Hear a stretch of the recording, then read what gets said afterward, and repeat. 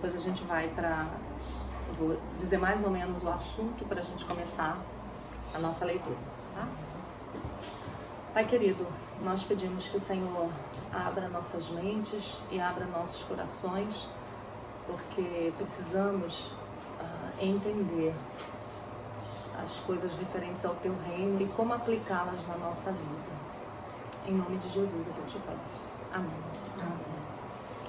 Então, nós entramos no capítulo do livro sobre criação de filhos, né? Mentiras em que as mulheres acreditam sobre sobre os filhos, né? A primeira mentira que nós estudamos no mês de dezembro, que foi o nosso último encontro, foi sobre como definir o tamanho da nossa família, né? Que foi um assunto bem polêmico. Tão polêmico que nem tá no YouTube ainda, mas eu vou colocar. É mentira, não é porque é polêmico não, foi porque não deu tempo. E foi muito bom.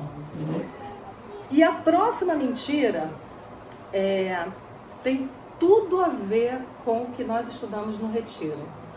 Eu fiquei chocada, porque parece que eu fiz a palestra do retiro pensando já nesta leitura para ser uma complementação, mas não foi. Só quando eu cheguei do retiro foi que eu fui ler o texto mas tem tudo a ver. Então eu vou inclusive puxar alguns ganchos do que a gente disse, tá? Para reforçar a ideia, até porque tem gente aqui que não estava, né? Se bem que depois eu vou botar no grupo a palestra para vocês ouvirem.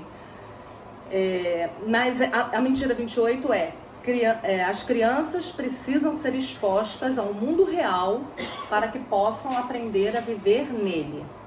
Essa é a mentira que nós vamos tentar estudar para desfazer, né? E aí eu vou começar lendo para vocês. Se Satanás não puder evitar que as mulheres cristãs tenham filhos, se esforçará ao máximo para enganá-las quanto à forma como eles devem ser educados, né? Então ele pega um gancho na leitura passada, né? Dizendo que, Satanás vai tentar nos enganar quanto à questão de ter filhos e de ter muitos filhos, né? Dizendo que isso é ruim, dizendo que, né, quanto menos filho, melhor. Então ele vai tentar nos enganar. Se ele não consegue nos enganar com isso, aí a gente vai se embora encher o mundo de crente, a luta dele então vai ser para que esses filhos não sejam ameaça para o reino dele, como a gente pretende que seja, né? E aí eu lembrei do texto de 1 Timóteo, capítulo 2, que é um texto que a gente sempre fala, falando sobre a mulher, né?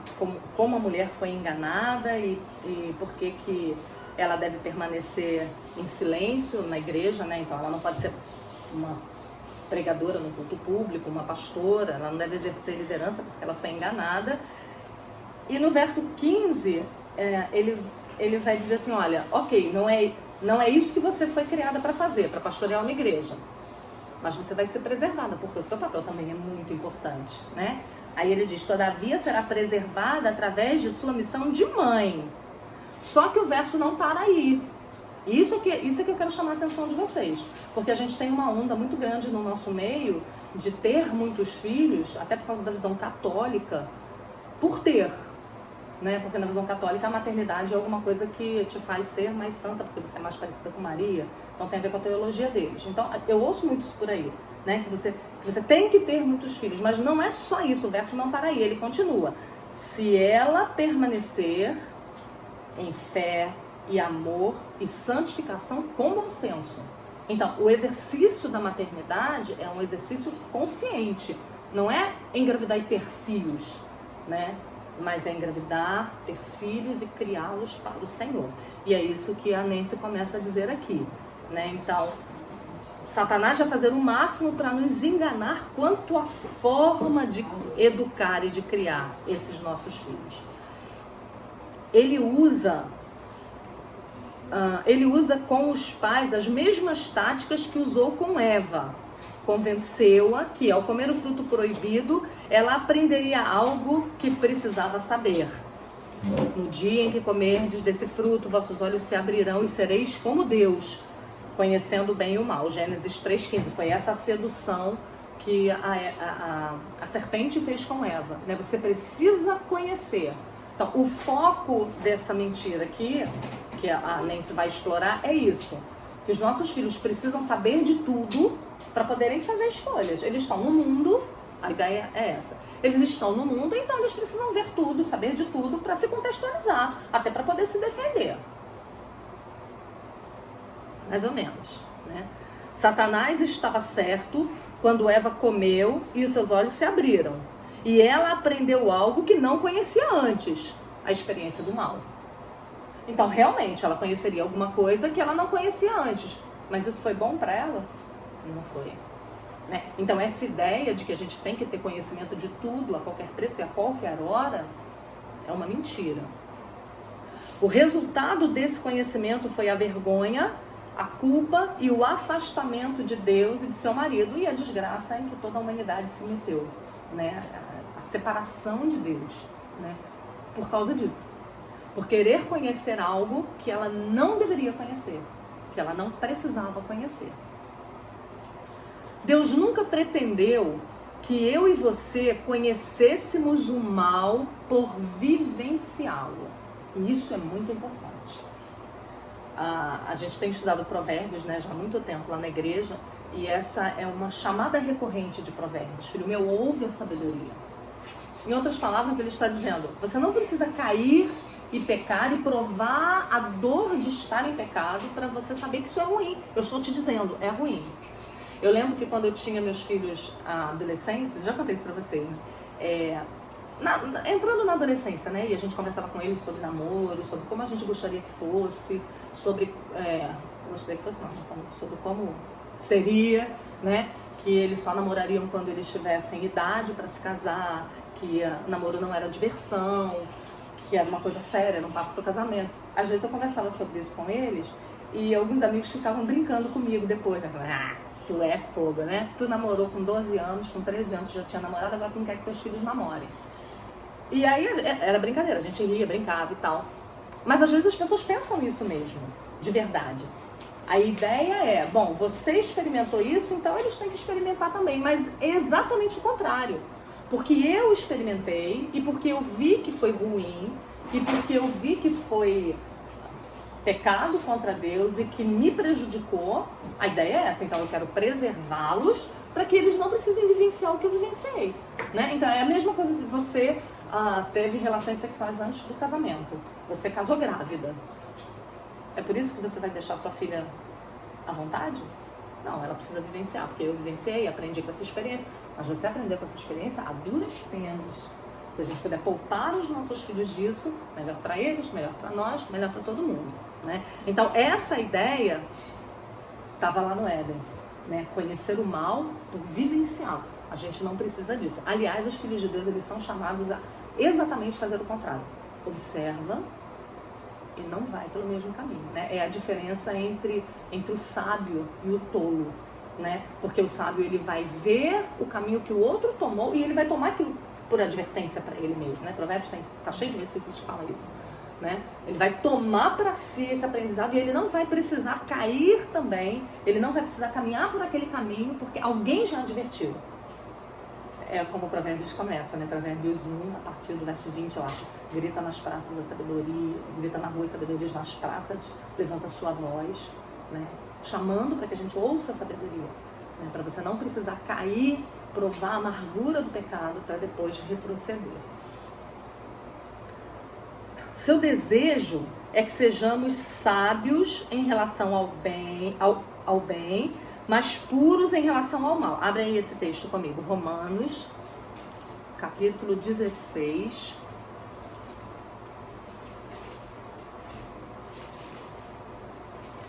Romanos, capítulo 16, verso 19. Aí você vai ver como que a gente é contraditório. Pois a vossa obediência é conhecida por todos, por isso me alegro a vosso respeito, e quero que sejais sábios para o bem e simples para o mal. Esse simples aí significa puros. É aquele bobo no sentido de ser puro, né? De não entender uma brincadeira maliciosa, né? De não ser perspicaz e sagaz para o pecado, né? Então isso é um ensino incrível, né? Sermos sábios para o que é bem. Então não é que a gente é bobo, que a gente é idiota, não é isso. Não é essa a ideia. A ideia é que nós somos, que nós realmente sabemos tomar decisões relacionadas ao que é bom, somos espertos para isso, mas para o que é mal, nós somos puros. Tem outro verso, Jesus fala isso também, eu não separei esse texto, né, de nós sermos simples como a pomba, prudente como a serpente. Essa é a ideia, né? É de você ser esperto para fugir do mal, mas você ser pura em relação à maldade, né? E aí, eu olhando isso aqui, não tem nada a ver com o assunto, mas eu fiz a ligação na hora. A ideia aqui é que a criança, que as pessoas têm, é que a criança deve ser exposta às realidades da vida, mesmo sem ter capacidade para entendê-las, tá? Essa é a ideia que vigora por aí, até mesmo no nosso meio. Uma vez, eu lembro quando foi lançado aquele filme Tropa de Elite, que é um filme de uma realidade terrível, um filme com muitos palavrões, um filme muito ruim. Eu estava numa festa de aniversário e uma mãe disse pra mim que o filho dela de 6 anos assistiu, porque ela achava que o filho dela tinha que se contextualizar com... Esse é o mundo, ok? Eu fiquei olhando pra ela e falei, não é possível que ela realmente acha isso. E depois eu fiquei, quando eu li isso aqui, eu lembrei desse episódio e de tantos outros que eu ouço mães falando isso. Eles precisam saber, a gente não pode criá-los numa redoma de vidro. Eles têm que saber o que está acontecendo no mundo. E aí eu fico pensando, como é que a gente não está sendo isso aqui, ó, sábio para o bem? Porque sabe o que a gente faz, por exemplo, com as coisas de Deus? A gente poupa eles. Não entende. A gente tira eles do culto. Vão para a classinha pintar, fazer desenho no cultinho, porque eles não têm capacidade para entender, mas têm capacidade para entender adultério. Tem que ter, porque ele vive no mundo. Você vê como é que a gente é desnivelado? A gente é desnivelado para ter a reação correta para as situações que nos sobrevêm. Então veja o que ela falou no começo. Se Satanás não pode evitar que as mulheres tenham filhos, que o povo de Deus tenha filhos, ele vai evitar que a gente os crie de forma santa, piedosa e sábia. É isso. A gente tira dos nossos... A gente não exige dos nossos filhos que eles façam devocionais. A gente não exige que eles leiam bons livros. A gente não ensina o catecismo para eles. A gente não cobra porque a gente... as coisas espirituais devem cair do céu, né? Mas quanto às coisas do mundo, a gente quer formá-los nas coisas do mundo. Não, eles têm que saber para eles poderem distinguir, né? Então a gente está fazendo exatamente o contrário do que a gente precisava fazer. E aí a gente depois vai colher frutos amargos disso. O seu desejo é que sejamos sábios em relação ao bem, mas puros em relação ao mal. Mas Satanás diz, você precisa provar por si mesmo. Ele diz aos pais, seus filhos precisam provar por eles mesmos. Se vocês os protegerem do mundo real, eles nunca serão capazes de se adaptar e sobreviver. Olha como é que a mentira é. O apelo é, você não deve protegê-los do mundo real. E eu lembro de como eu fui criada pela graça de Deus. E eu lembro que, mesmo depois de casada, depois de alguns anos de casada, eu ainda me assustava muito com algumas coisas que eu ouvia. Porque eu fui muito poupada. E isso não é ruim. Não é ruim. Não é ruim. Porque quando você tem meninas e meninos tão novos que já não se assustam mais com o pecado, que já não acham mais um escândalo quando acontece um divórcio na igreja ou um adultério, porque eles já estão acostumados, porque eles veem isso recorrentemente, isso é terrível. Porque os nossos olhos, eles se adaptam, né? A gente se adequa àquilo. Então, quanto mais o pecado for ultrajante para nós, quanto mais o pecado for chocante para nós, quanto mais a gente puder proteger os nossos filhos de detalhes que eles não precisam saber. Eu lembro que esses dias a Julia falou isso pra mim. Vocês não me contam nada da família, né? Porque ela descobriu alguma história de família lá, da bisavó. Mas por que você vai sentar com seu filho pequeno e vai dizer, filhinho, vem cá, olha, vovó fugiu de casa, né? O seu tio-avô tinha um amante. Não existe isso. Mas a gente acha que... A gente é doido, né? A gente acha que eles precisam saber da verdade. É verdade. Então eles precisam saber. Tem hora. O nono mandamento fala sobre isso, né? O nono mandamento fala sobre a verdade, que deve ser sempre exposta, mas diz também que é pecado contra o nono mandamento quando essa verdade é dita de maneira imprudente, por exemplo, né? Então a gente tem que ter esse filtro, né? A gente tem que ter o filtro, por exemplo, sobre o que nós vamos falar para os nossos filhos a respeito da sexualidade. Quando que a gente vai começar a falar sobre isso, né? Então tem mães que às vezes me procuram falando, meu filho, sei lá, peguei meu filho mexendo onde não devia. Meu filho de 4 anos. Comum, normal, tá se descobrindo. O que você faz? Nada. Tira a mão daí, menino, se mexer de novo, vai apanhar. Se não quer botar a mão, tá com vontade do banheiro? Não, ainda não. Pronto, acabou. Não, a mãe senta com o menino de 4 anos e dá uma aula sobre sexualidade. Entende que a gente é doido? Não é a hora. E aí, de acordo com as perguntas e de acordo com a necessidade, a gente vai... E isso não só a respeito da sexualidade, mas a respeito de tudo, né? Conforme for surgindo a necessidade. Ué, mãe, por que o vovô não é casado com a vovó? Aí você vai ter que explicar. Mas você precisa explicar tudo? Não, você pode dar uma explicação básica, né? Então, a gente precisa realmente ter cuidado com essa ideia, né? De que eles podem e devem ser expostos a tudo. A verdade é que a nossa tarefa não é criar filhos que possam se adaptar ou meramente sobreviver nesse mundo. O desafio de todo pai cristão é criar filhos que amem a Deus de todo o coração, alma, mente e forças, que tenham um relacionamento comovente e pessoal com o Senhor Jesus e cujas vidas sejam luzes vivas e brilhantes, penetrando na escuridão ao seu redor. Os pais cristãos devem buscar criar não apenas bons filhos, mas filhos que abraçam a verdade com entusiasmo, filhos que amam a justiça e odeiam o mal, filhos que serão usados por Deus para mudar esse mundo. Não sou capaz de agradecer o suficiente ao Senhor por guiar meus pais a cultivarem em nós um amor profundo pela santidade e uma forte aversão pelo pecado. Eu vou dar uma paradinha aí. E essa é a ideia. Você criar uma forte aversão pelo pecado no seu filho, não por mostrar o mal para ele o tempo todo, mas por mostrar a santidade. Por encher a mente dele de quem é Deus, das coisas de Deus, como é que você procede, como é que deve ser, o que a lei de Deus exige. Fazendo isso, fortalecendo a imagem que ele tem a respeito de Deus e do Evangelho, você automaticamente vai estar protegendo de tudo que seja contrário a isso, né?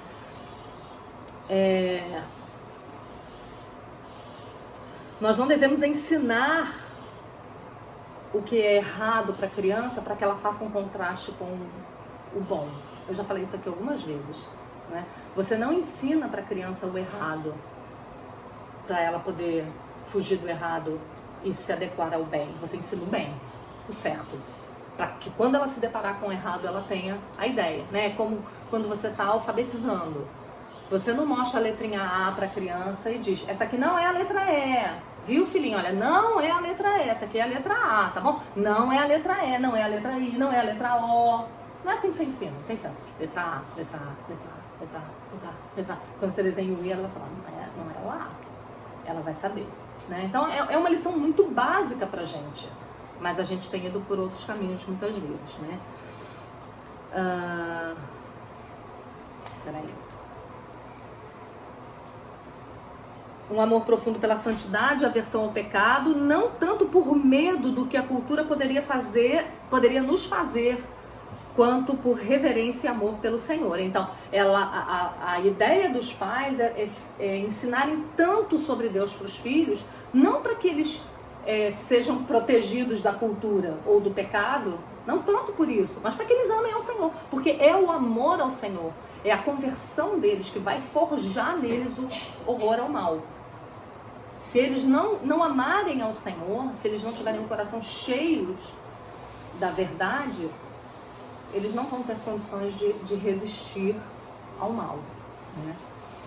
Embora tivesse recursos para nos matricular em uma das excelentes escolas particulares do nosso bairro, eles preferiram nos colocar em uma escola cristã menos conceituada. E aí é um ponto que a gente precisa cuidar, principalmente nos dias de hoje. Você imagina a Nancy, que escreveu esse livro, é mais velha do que eu. Então olha quantos anos atrás os pais dela fizeram essa escolha. Você imagina como está hoje, né? E hoje a gente é cegado pela história de vestibular, né, de Enem, de passar por uma universidade, de ter uma boa formação. Então a escola, o conceito é, se é uma escola muito cara, ela deve ser muito boa, né? Então é colocar o filho numa escola muito cara, e se você tivesse oportunidade de criar o seu filho numa escola menor, de bairro, que fosse, como ela diz aqui, cristã, você diria, não, porque o meu filho precisa galgar altos postos, mas ele vai galgar altos postos longe do Senhor. Né? A que preço nós vamos fazer isso? Né? Então hoje, inclusive, muitas famílias estão tirando os filhos da escola porque não conseguem encontrar uma boa escola, uma escola que vá dar uma formação, pelo menos não tirar a formação moral que você dá, mesmo que ela não dê uma boa formação moral, pelo menos não tirar o que você dá, né? Uma escola que passe o conteúdo apenas, né? Não. Você tem pais aqui desse lado, lutando para incutir amor no Senhor, algumas horas por dia, e aqui você tem uma escola bombardeando tudo que os pais fazem, cativando o coração e a mente dos nossos filhos mais horas do que a gente pode estar com eles, né? Isso é doutrinação. Pode não ser uma doutrinação esquerdista, porque pode ser uma escola conservadora, mas é uma doutrinação de amor ao mundo, e amor e as fascinações do mundo, né? Então é uma luta desigual, por isso muitos pais têm optado por tirar os filhos da escola e fazer educação domiciliar. Não acho que essa seja a única maneira correta, não acho que isso seja a salvação do mundo, porque não é, tá? Só estou fazendo um adendo aqui, porque às vezes a gente pode se ver forçado a isso, e eu conheço pais, inclusive pais de adolescentes, que optaram por abandonar a escola com seus filhos adolescentes, porque estavam vendo que eles estavam indo para um caminho que eles não conseguiriam resgatá-los depois, né? Então isso é uma coisa que a gente precisa pensar. Quantas horas por dia eles estão sendo doutrinados e eles estão sendo influenciados por pessoas que amam o mal, que vivem para o mal e que não desejam saber das coisas de Deus. Algumas pessoas argumentariam que poderíamos ter recebido uma educação de melhor qualidade em outras escolas, mas meus pais entendiam que o temor do Senhor é o princípio da sabedoria e que o melhor preparo para a vida é ser treinado na verdade da palavra de Deus relacionada a cada disciplina acadêmica. Isso é muito legal, né? Em cada disciplina acadêmica você vê a revelação de Cristo, né? Em cada coisa que você aprende, você aprender a amar ao Senhor. Não só as escolas não te dão isso, porque elas são humanistas, mas elas tiram isso dos nossos filhos, né? Então, escolher uma escola boa, cristã para os nossos filhos, tem que ser uma opção muito pensada, muito razoável para nós, né? Porque a gente está lidando com uma onda muito maior do que nós, né? E eu falo isso por experiência própria, porque eu tive filhos que estudaram em escolas marxistas e era muito difícil. Era um trabalho redobrado, né? Você tinha que passar a parte da manhã ensinando, aí eles iam para lá e você tinha que passar a parte da noite desensinando, né? Retirando o conceito. É uma luta desigual, uma luta realmente difícil. Isso há muitos anos atrás. Hoje eu não faço ideia quão pior a situação está.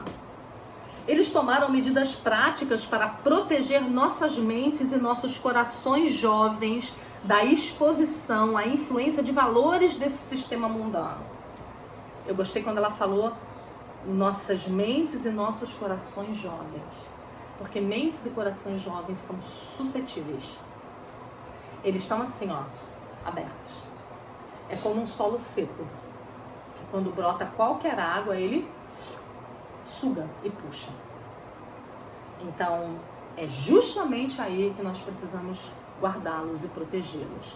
Deus deu à minha mãe um forte senso de discernimento a respeito de determinadas coisas sobre as quais muitos pais hoje não pensariam duas vezes. Por exemplo, Quando quase todas as outras menininhas estavam brincando com bonecas Barbie, nós mal sabíamos o que elas eram. Ela sabiamente entendeu que brincar com bonecas com corpos totalmente desenvolvidos não ajudaria meninas pequenas a cultivar uma perspectiva piedosa sobre a sexualidade. Olha, uma bobagem, né? E eu não quero aqui... eu também nunca tinha pensado nisso. Até marquei esse parágrafo que eu tava lendo. Eu nunca tinha pensado nisso. Mas você veja que são pequenas coisas que vão capturando as nossas filhas, né? Meninas, no caso, né? Falando das meninas, né? Programas de TV, agora com o inferno que é a internet móvel, né? Na mão das nossas meninas, desde muito cedo olhando coisas sensuais, desde muito cedo aprendendo sobre maquiagem, cabelo, vaidade, barriga zero, corpo malhado. Entende que a gente tá alimentando os nossos filhos não daquilo que precisaria ser alimentado? A gente está dando a eles veneno, ao invés de alimento para eles crescerem fortes, né? Ou quando você permite que seus filhos, ainda em formação, e isso é uma coisa que tem que estar na cabeça da gente. Eu sei que tem muitos pais que acham que devem, por exemplo, sentar e assistir um filme com os filhos, determinado filme, e ir explicando para eles. Olha, isso aqui não é bom, a Bíblia fala isso. E isso é certo, mas depende da idade, né? A gente não quer aqui, né, uma coisa que eu sempre gosto de frisar. Cada família é uma família e cada família vai definir diretrizes. O papel da igreja, e aqui o nosso papel como mulheres, ajudando outras mulheres mais novas, é dar fundamento. Eu não estou aqui para dizer se você pode ou não ter televisão dentro de casa. Eu não estou aqui para dizer com quantos anos você vai dar internet para o seu filho. Isso aí é um problema seu e do seu marido. Agora você precisa estar consciente dos riscos que você está correndo, né? A ideia é que a gente entenda o mundo que a gente está vivendo, a cultura que a gente está vivendo, para a gente saber como a gente pode proteger os nossos filhos, né? Então, por exemplo, quando ela fala aqui da Barbie, eu não estou dizendo que amanhã vai ter um monte de print na internet assim, Simone diz que quem dá Barbie para os filhos é uma pecadora miserável. Não estou dizendo isso. Primeiro foi a Nancy que disse. Tá que ela tem razão, mas a gente vai arbitrar sobre isso. Mas você veja que são pequenas coisas, não é só isso. Porque a gente podia dar Barbie para as nossas filhas e a gente poderia poupá-la de muitas outras coisas que são piores do que dar uma Barbie para a filha. Mas a gente dá a Barbie, a gente dá a internet na mão deles, a gente deixa a televisão liberada, a gente bota eles numa escola com influência ímpia o dia todo e aí a gente quer que as coisas andem na direção de Deus. Vão andar, porque o caminho aqui está muito largo. E o caminho do evangelho é um caminho estreito, é difícil, é apertado, né? Então, são muitas coisas, é como a história de ter televisão. Tem famílias que optam por não ter televisão, por não ver nada, desenho. Tá bom, beleza. Mas não pode ser só isso. A gente tem que entender, a gente não pode fazer as coisas legalistamente, né? Se existe essa palavra. Né? Não é um legalismo, né? Então, na minha casa não entra celular. Mas ele está na escola, está vendo o celular dos outros. Né? Então, a gente é que vai medir, cada família é que vai medir. Mas a gente precisa ter cuidado, a gente precisa ter senso, a gente perdeu o senso. Quantas meninas estão sendo criadas vendo programas que gays são apresentadores? Quando eles estão em período de formação, né, na infância, na pré-adolescência, até na adolescência mesmo, por que a gente permite que eles vejam programa após programa? Se você pegar um canal como GNT ou Discovery Home Health, sei lá quantos % ou o apresentador é gay, ou a família que está sendo apresentada é uma família de homossexuais. Família não, né? Mas é uma dupla de homossexuais. Eles estão se alimentando daquilo, eles estão vendo aquilo como uma coisa normal, é natural. Então, eu sei que chega uma idade, eu não sei qual é essa idade, eu soube para os meus filhos, vocês vão saber para os de vocês, em que eu posso realmente sentar com meu filho e assistir um filme com ele e dizer, olha, isso está errado. Qual texto que isso te lembra da Bíblia? Lembra aquele conceito, lembra aquilo que nós ouvimos o pastor pregando domingo? Olha aí, eu tenho exatamente o ponto. Tem uma idade para isso. Mas, meu amigo, bota essa idade lá pra cima.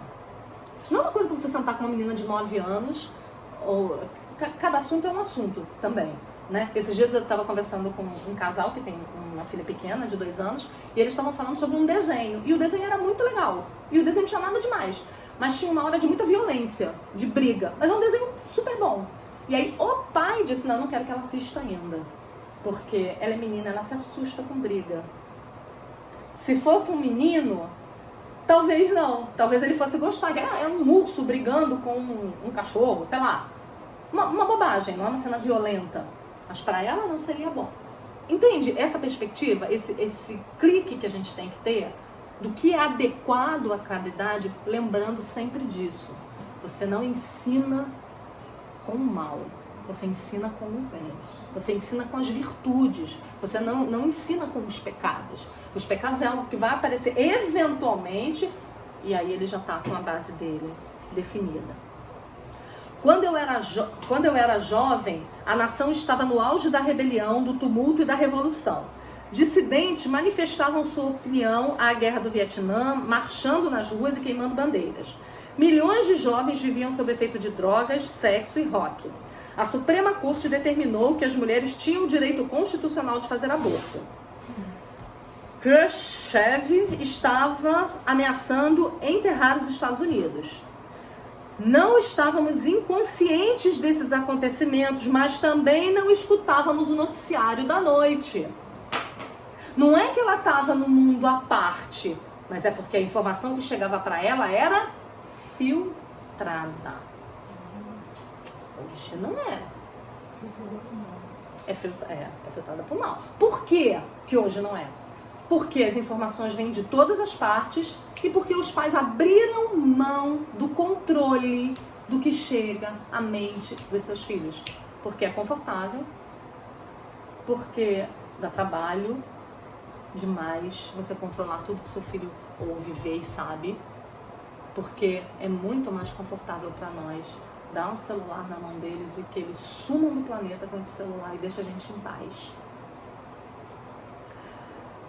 Meus pais acreditavam que alguns temas não eram adequados para a mente das crianças e se sentiam responsáveis por moldar nossos pontos de vista sobre o que estava acontecendo no mundo. Olha que coisa incrível!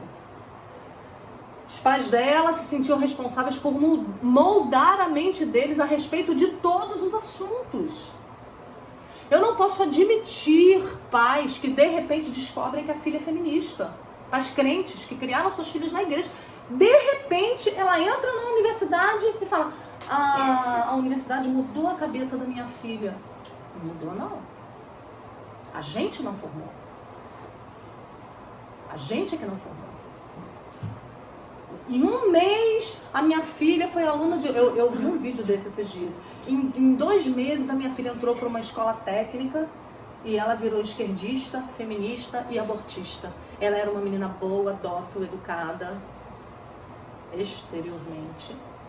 O coração estava longe de ser. E aí aqueles professores fizeram uma lavagem cerebral nela. Não é verdade.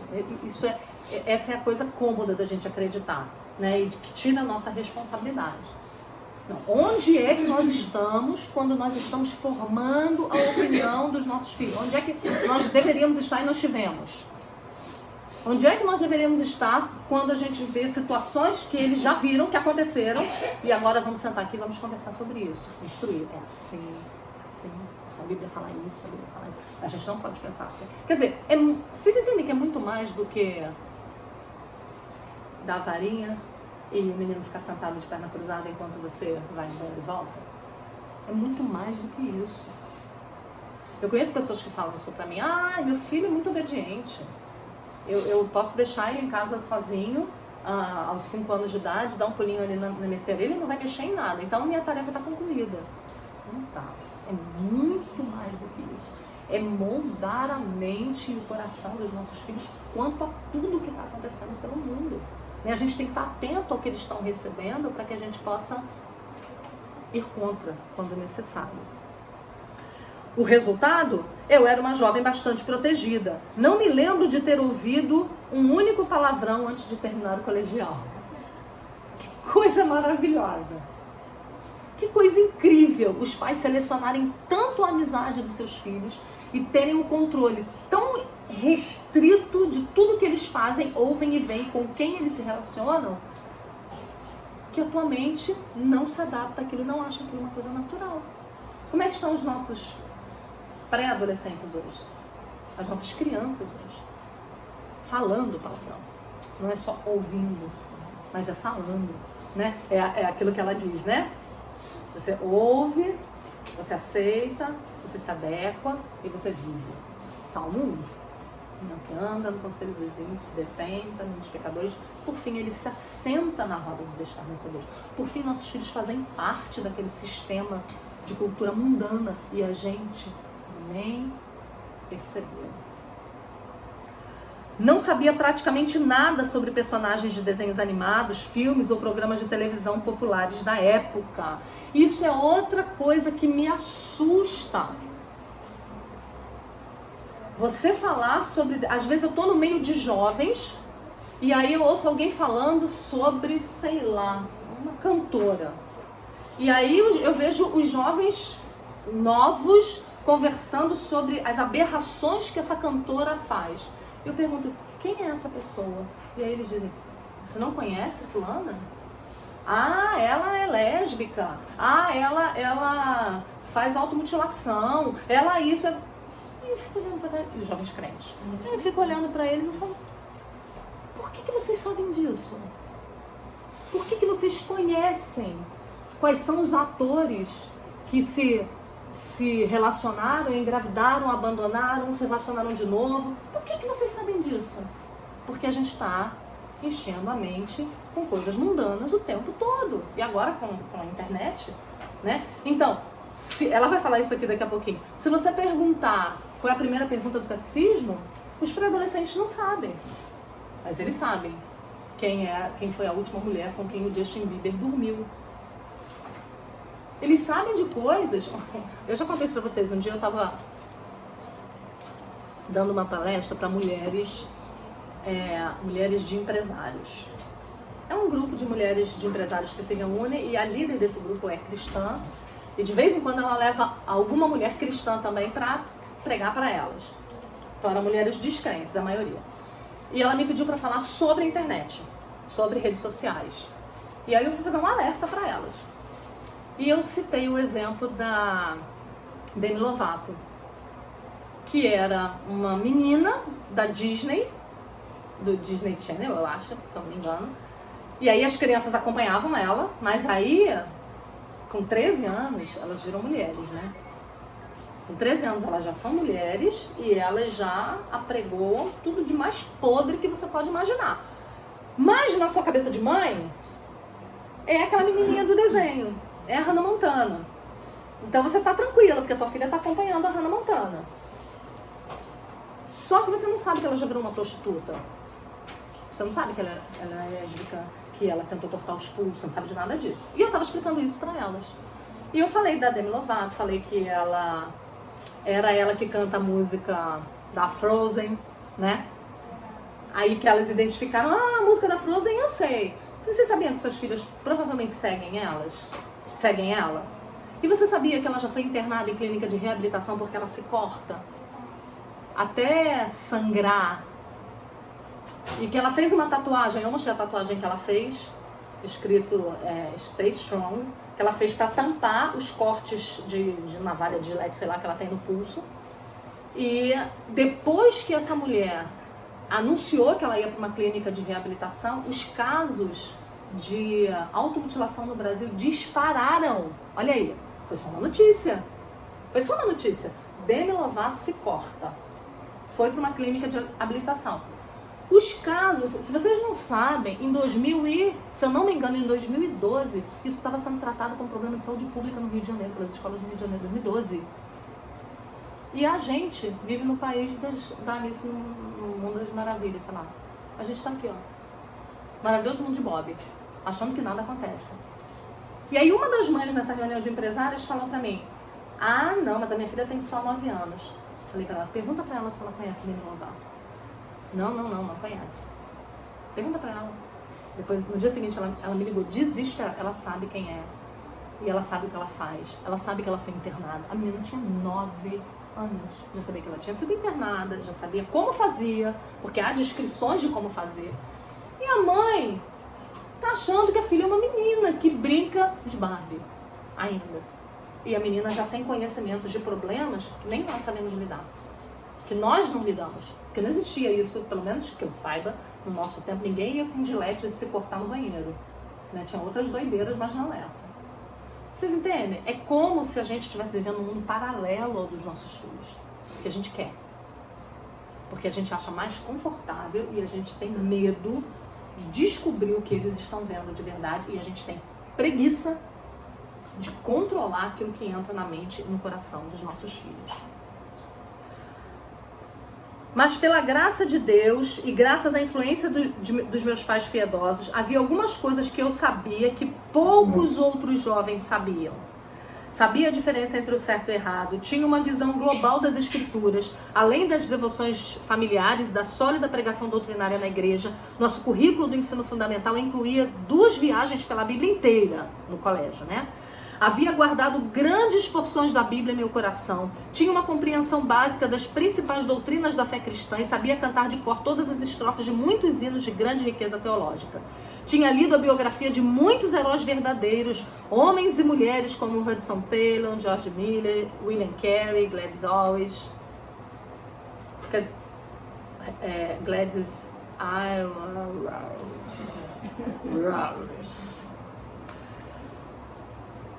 A mente estava cheia. A mente dela estava cheia. E isso é incrível. Tem um trechinho de um livro do John Piper que ele cita a diferença entre as meninas. Até separei para ler mais tarde no celular que está gravando, não vou poder ler para vocês. Ele cita a diferença de meninas, de um diário de uma menina de 1800 e não sei quanto, para a leitura do diário de uma menina de hoje, uma menina de 12, 13 anos. É chocante. Depois, quando terminar, eu vou ler para vocês. Quando terminar de filmar, que eu tiro meu celular de volta, eu vou ler para vocês. E aí, essa menina de antigamente, no diário, ela escrevia assim: preciso aprender a controlar mais meus apetites, preciso ler mais trechos da Bíblia, preciso aprender mais sobre como ser bondosa, respeitosa com meus pais, preciso aprender... A menina de hoje: preciso comprar o creme tal, quero fazer mechas no meu cabelo, preciso emagrecer 3 quilos, preciso... E aí ele traça a diferença, o que a cultura, a nossa cultura fez com a gente, com os nossos filhos, né? Então, lá atrás, as perspectivas eram interiores. Hoje são apenas exteriores. Não que as meninas antigamente não fossem vaidosas, eram também. Mas elas tinham preocupações com valores interiores que nós perdemos. Simplesmente nós perdemos. Ainda mais importante do que saber todas essas coisas, eu tinha um relacionamento vital e pessoal com o Senhor Jesus.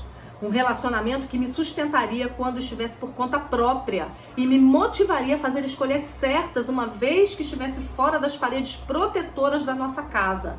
A fé dos nossos pais havia se tornado a minha. É isso que a gente faz quando a gente protege a mente dos nossos filhos e a gente, pelo contrário, enche a mente deles das coisas do reino de Deus. Por fim, a nossa fé se torna a fé deles. E é uma coisa que a gente precisa entender. Abre lá em 1 Coríntios, capítulo 15. 1 Coríntios, capítulo 15, verso 33. É algo que a gente precisa estar atento o tempo todo. Aqui, Paulo está falando sobre algumas heresias, né? O contexto é esse, mas esse contexto pode ser ampliado. Ele diz assim: não vos enganeis, as más conversações corrompem os bons costumes. O que ele está dizendo? Diz-me com quem andas, que eu te direi quem és, né? Então, o quanto nós estamos permitindo que os nossos filhos andem em más companhias, não só reais, mas virtuais. Porque eu não sei por que a gente acha que virtual não é de verdade, mas virtual é de verdade. Então, o quanto mais eles têm ouvido sobre o mal, ouvido sobre pecado, ouvido sobre sensualidade, o quanto mais eles têm se familiarizado com a corrupção do pecado, mais aquilo vai fazer parte deles. Mais aquilo vai estar entranhado no coração deles. As crianças... Em cima. Não estou me gabando de nenhuma dessas coisas. Não posso absolutamente tomar nenhum crédito para mim. Elas foram presentes do Senhor e de paz que levaram a sério a sua responsabilidade de criar filhas e filhos devotos. Prestem atenção. Não se esqueçam de que quem salva é o Espírito Santo de Deus. A gente pode fazer tudo isso aqui. A gente pode proteger. Não tem bar, não tem televisão, não tem internet, não vai para a escola. Fica em casa, mas não esqueça que o maior inimigo do seu filho continua aqui. É ele mesmo. E é Satanás. Mas a gente também não pode jogá-los às feras. E é isso que a gente tem feito. A gente tem feito assim, com os nossos filhos, no mundo. Principalmente através da internet móvel. Que a gente não tem acesso. Que a gente não vê. Que a gente não sabe o que eles estão vendo e ouvindo. A gente empurra eles para o mundo. E aí é o gancho que eu queria fazer da palestra lá do Retiro, né? Como lá na palestra do Retiro a gente falou sobre a questão de pornografia, sobre as coisas que nós temos visto e temos acessado, né? E agora voltando isso um pouquinho para os nossos filhos, o quanto é pior, né? Com uma mente em informação, eles terem informações que eles não precisam ter e eles verem cenas que eles não precisam ver, né? O quanto isso é avassalador, o quanto isso vai se tornar a vida deles, vai se tornar comum para eles. Então a gente tem que entender que são as duas coisas. A gente tem responsabilidade sobre o que eles ouvem, porque nós somos os tutores deles diante de Deus. Tem um livro que é muito legal. Eu não vou lembrar o nome agora. Mas ele fala que os nossos filhos, nós somos os representantes legais dos nossos filhos diante de Deus. Quando Deus quer pedir contas, Ele vai pedir a nós, dos nossos filhos infantes que estão conosco. Então, nós somos representantes deles. Então, nós não somos a autoridade máxima. Tem alguém que é a autoridade máxima sobre eles. E eles não são nossos. Então, a gente tem que prestar contas a Deus, né? Então, isso é muito sério. Mas, ao mesmo tempo que a gente tem que fazer isso, né, de cuidar das coisas, das informações que eles estão absorvendo e que eles estão vendo e ouvindo, a gente precisa lembrar que é a misericórdia de Deus que vai, pra gente não virar uma religião legalista, né? Então eu tiro tudo deles, eu boto eles numa bolha e eles vão temer ao Senhor. Não, porque Adão e Eva estavam no Éden, né, com tudo perfeito, mas eles foram tentados e cederam à tentação. Eles que não eram pecadores, né? Imagina nós, né? Eles que não eram corruptos, né? Foram criados num estado de santidade, imagina nós e nossos filhos. As crianças cultivam, isso aqui é muito legal, as crianças cultivam o apetite pelas coisas às quais são expostas em seus primeiros anos de formação. Gente, entendam isso. Sabe nutrição? Sabe quando falam que você não deve dar açúcar para criança muito nova? E quanto mais tarde você der, menos propensão a ser obesa ela terá na vida adulta? Eu lembro tanto que se fala hoje em dia de você controlar o que a criança come, de você dar coisas mais naturais, não dar coisa industrializada. Também outra coisa que a gente tem que ter cuidado para não virar religião, né?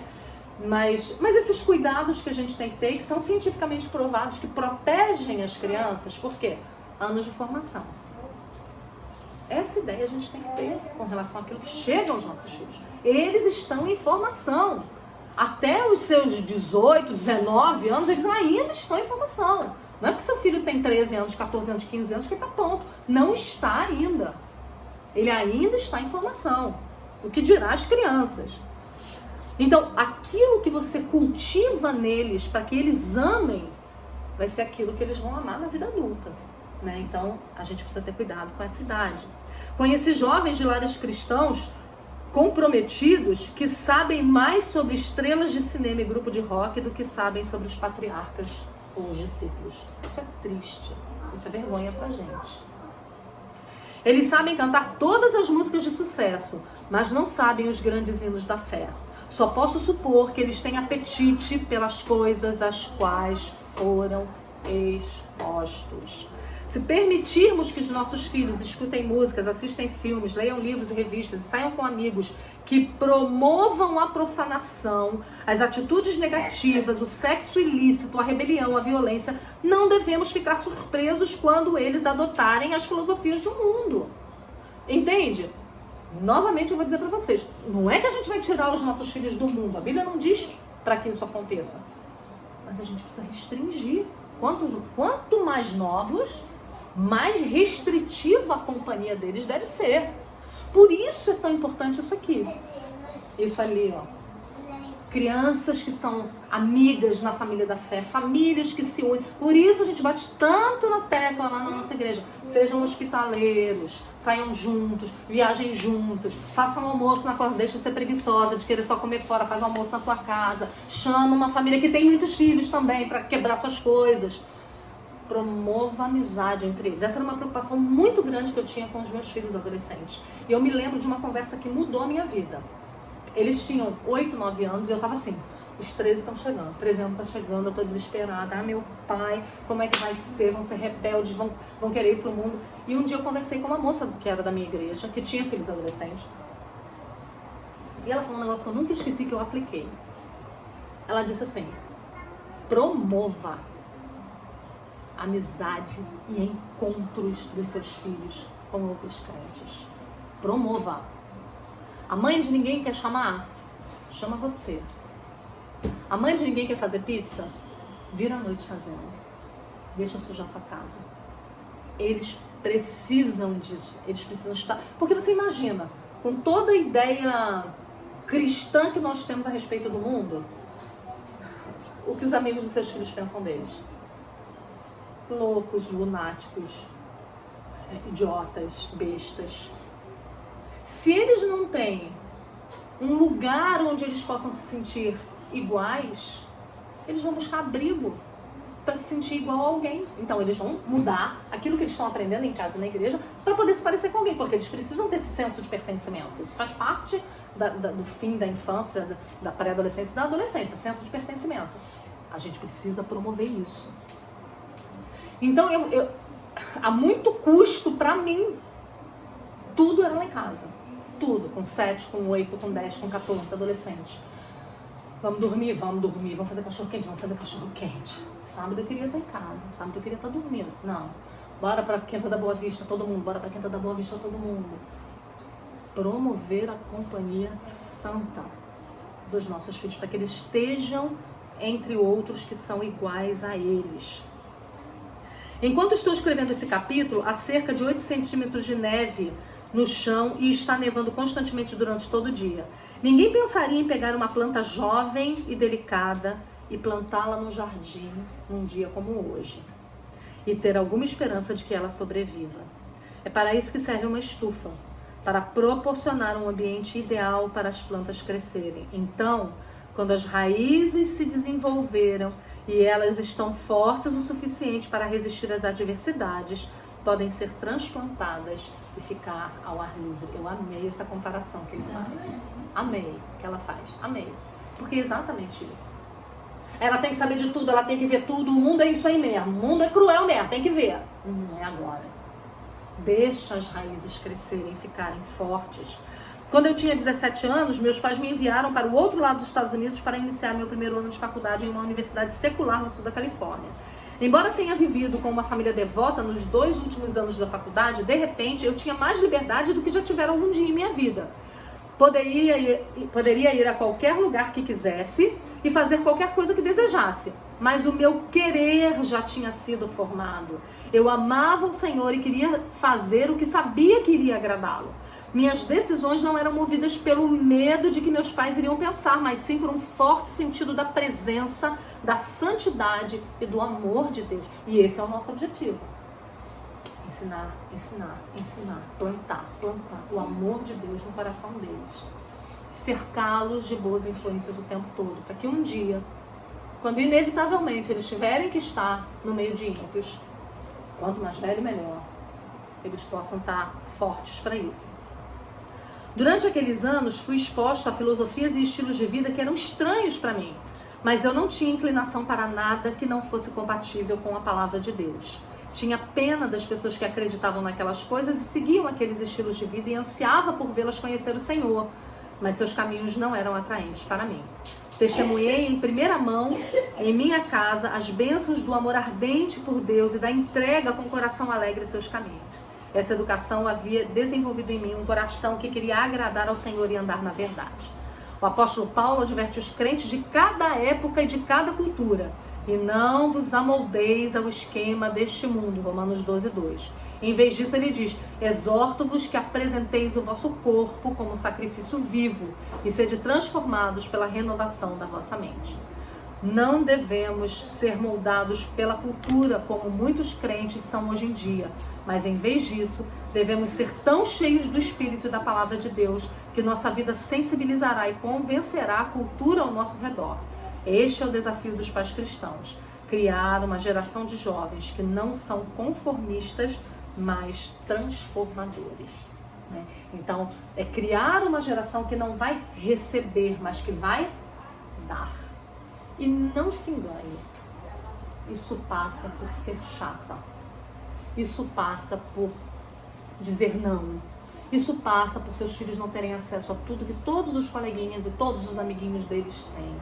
Isso passa por tomar o celular, por tirar o Instagram, por tirar o Facebook. Eu não sei por que criança, pré-adolescente e adolescente, eu sei que vocês vão me odiar. Pode me odiar. Mas eu não sei por que crianças da idade de vocês têm Instagram e têm Facebook. Eu não sei por quê. Porque é um mundo de iniquidade sem fim. Sem fim. Eu conheço um autor que ele diz, por que é que você permite que seu filho esteja sozinho no centro da cidade à meia-noite? Isso é ter uma rede social. É estar no centro da cidade, numa grande cidade à meia-noite, sozinho. Eles estão expostos a todo tipo de maldade, de perversidade, de pornografia, sem você saber. Mas todo mundo tem, desde os 6 anos. Hoje é desde os 6 anos, desde os 4 anos. Todo mundo tem. Os pais não têm mais acesso, não sabem mais o que os filhos veem. E essas coisas estão enchendo a mente dos nossos filhos. Mas nós temos um chamado, que é um chamado à santidade. Não só para eles, mas para nós. Abre lá comigo. 1 Pedro.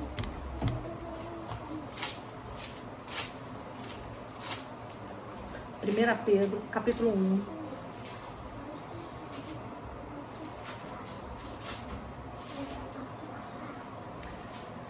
De 13 a 17.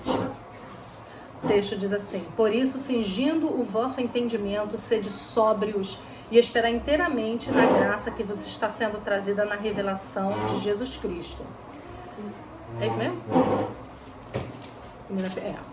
Como filhos da obediência, não vos amoldeis às paixões que tinhas anteriormente na vossa ignorância. Pelo contrário, segundo é santo aquele que vos chamou, tornai-vos santos também vós mesmos em todo o vosso procedimento, porque está escrito, sede santos, porque eu sou santo. Ora, se invocais como Pai, aquele que sem acepção de pessoas julga segundo as obras de cada um, portai-vos com temor durante o tempo da vossa peregrinação. Então nós devemos nos portar com temor ao Senhor durante esse tempo de vida, sendo santos porque Ele é santo. Naquilo que nós eu volto a falar, aquilo que nós falamos no retiro, aquilo que a gente olha, aquilo que a gente ouve, o tempo que a gente gasta com o celular e tudo do que nós estamos nos alimentando. A gente está falando dos filhos, não serve pra gente, porque nós também somos suscetíveis a esse tipo de corrupção. Nós também ficamos com os olhos acostumados à pornografia. Hebreus 12, Hebreus capítulo 12, verso 14. Hebreus 12, verso 14. É outro texto muito conhecido. Segui a paz com todos e a santificação, sem a qual ninguém verá ao Senhor. E Jó, capítulo 31. Jó, capítulo 31, verso 1.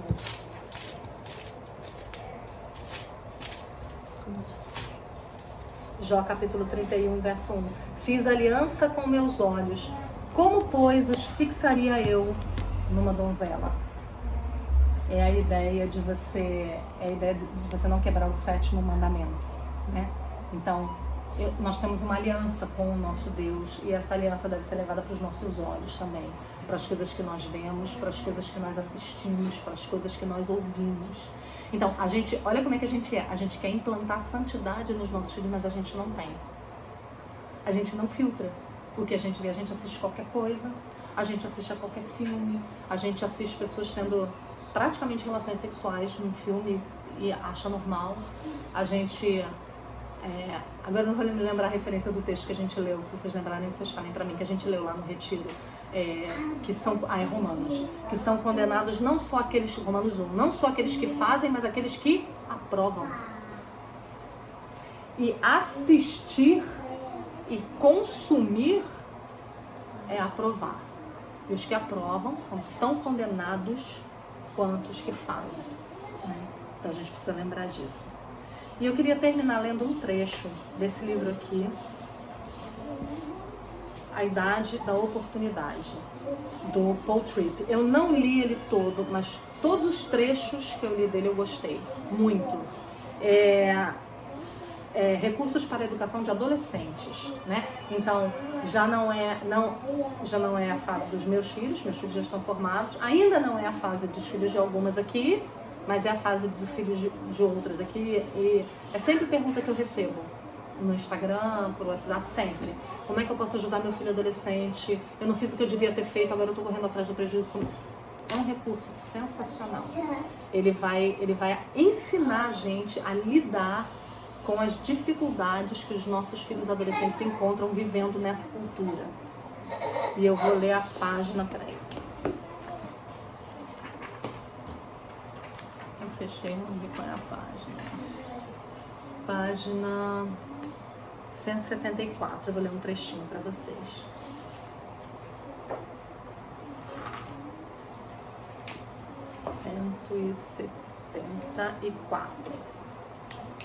Ele diz assim: nunca se pretendeu que a Igreja de Jesus Cristo, a família cristã, existisse como um gueto isolado no meio de uma cultura entrevada e decadente, entenderam? Nunca foi essa a ideia de que nós fôssemos um gueto. Paulo fala isso, né? Eu não estou dizendo para vocês saírem do mundo, não é essa a ideia.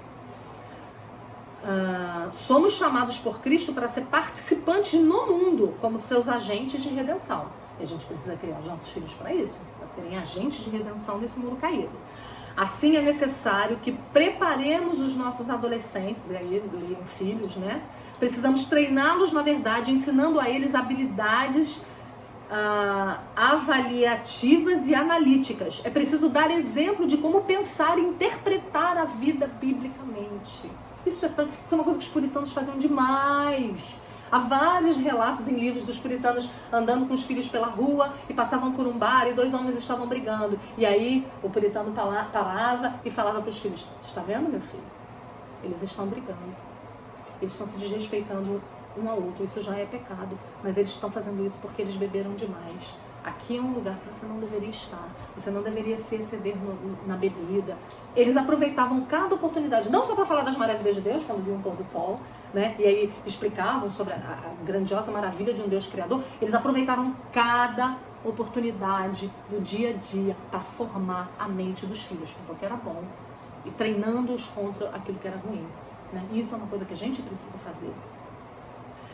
É preciso dar exemplo de como pensar e interpretar a vida biblicamente. Precisamos envolvê-los no processo de tomada de decisão. E como é que a gente envolve os nossos filhos no processo de tomada de decisão? A gente vai treiná-los para eles crescerem e tomarem decisão. Como é que a gente vai fazer isso? Deixando-os tomarem pequenas decisões de acordo com a idade. Vamos aumentando isso aí. instruindo e provando-os. Precisamos envolvê-los no processo de tomada de decisão, precisamos ensiná-los a reconhecer os pontos comuns e a responder aos clamores da cultura na língua que ele entenda. Precisamos ensiná-los a reconhecer os ídolos que estão por trás do que a cultura produz. É preciso ensiná-los a participar de debates culturais e a se tornarem pessoas de influência e a serem reconstrutores. E precisamos ensiná-los a fazer tudo isso sem dar chance ao isolamento farisaico ou ao comprometimento pessoal da assimilação. Amei essa frase e vou ler de novo e com ela a gente termina. Precisamos ensiná-los a fazer tudo isso sem dar chance ao isolamento farisaico, não é tirá-los do mundo, ou ao comprometimento pessoal por causa da assimilação. Né? Então, não só eles não vão ser aqueles, eu não faço isso, eu não faço aquilo, eu não faço aquilo outro, aquele bonzinho lindo, fofo dentro da igreja, mas que o coração está distante de Deus, mas também ele não vai assimilar a cultura e se parecer com ela. Nem uma coisa, nem outra. É um desafio. É um desafio. Eu estou grata de ter passado dessa fase, realmente estou grata. Mas vocês que ainda estão por começar, ou começando, ou terminando, vocês precisam buscar forças no Senhor, graça, né? E saber que vocês estão numa luta, numa guerra. Né? Nós estamos, né? Porque isso aqui é o corpo de Cristo. Né? Então precisamos também ajudar umas às outras a formar os nossos filhos e a cuidar da mente deles e a forjar as opiniões e as posturas deles frente à nossa demanda. Nós temos uma demanda. Como é que a gente vai responder isso? Nós temos um mundo mal, caído. Nós temos internet. Nós temos fácil acesso à automutilação, a sexo, a profanação, a necrofilia. Nós temos fácil acesso a isso. Nossos filhos têm fácil acesso a isso. Como é que a gente vai fazer para protegê-los disso? Para cuidar, para controlar o que chega a eles? E como é que a gente vai fazer para, ao invés de deixar muito tempo essas coisas preenchendo a mente deles, nós vamos preencher as coisas do reino dos céus? É um desafio da vida. É um desafio da vida. E nós precisamos contar com a graça, com a misericórdia do Senhor, porque além de tudo, nós somos pecadores, nós somos preguiçosas, nós temos que admitir isso, nós andamos naquela reta até quase no final, mas quando está chegando, a gente desiste, a gente entrega, né? A gente dá o celular, toma, vai, não perturba, né? A gente deixa a criança entregue a TV o dia todo, porque a gente está cansado, porque a gente está com sono, né? Então que o Senhor tenha misericórdia de nós.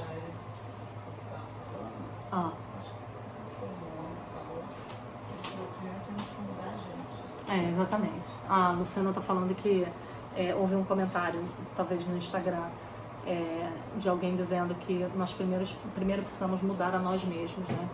E essa é a grande verdade. Nós estamos imersos nessa cultura. Nós, e se você for falar do mundo virtual, por exemplo, eu estava falando isso lá no retiro, né? Chegou uma avalanche, que é a tecnologia digital, sobre nós não pensamos sobre ela. Nós não fomos preparados. Simplesmente chegou. Simplesmente chegou o Facebook e nos arrebatou. Simplesmente depois veio o WhatsApp, veio os grupos, veio o Instagram, veio coisas privadas. Esses dias me falaram de uma rede social que eu nem sabia que existia, muito usada pelos adolescentes. TikTok. Nunca ouvi falar. Então, nós não estamos preparados para isso. Então, nós estamos dando aos nossos filhos uma liberdade de alguma coisa que a gente não sabe nem que existe. Então, realmente, a gente precisa se modificar. A gente precisa cuidar dos nossos gostos. Porque os nossos filhos vão aprender a amar o que a gente ama. Então, a gente tem que cuidar da gente.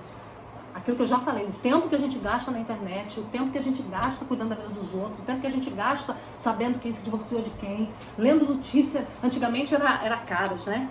Você ia para o consultório ou para o salão de beleza para ler caras, para saber quem está com quem agora, né?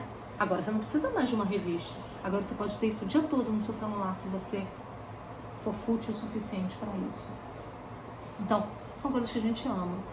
A gente vai ensinar os nossos filhos a amarem essas coisas. A gente tem que ter muito cuidado. E realmente mudar a gente primeiro, para depois tentar, pela graça de Deus, transformar o caminho que os nossos filhos estão trilhando. Vamos orar?